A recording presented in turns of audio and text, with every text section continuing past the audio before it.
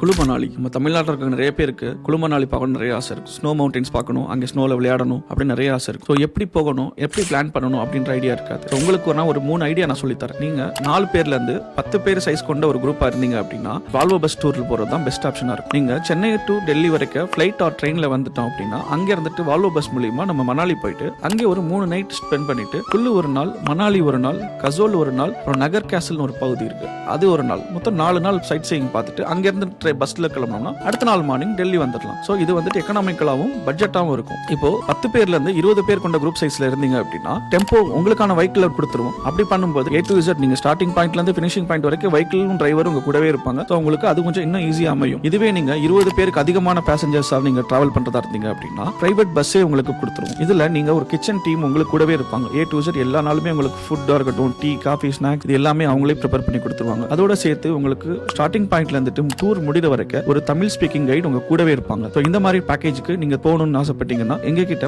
நீங்க எத்தனை பேர் போறீங்க, எந்த மந்த் எந்த டேட்ல போறீங்க அப்படின்றத மட்டும் சொன்னீங்கன்னா போதும். உங்களுக்கான ஐட்னரி, உங்களுக்கான காஸ்ட் எவ்வளவுன்றத மிகவும் கம்மி ரேட்ல பண்ணி கொடுத்துருவோம்.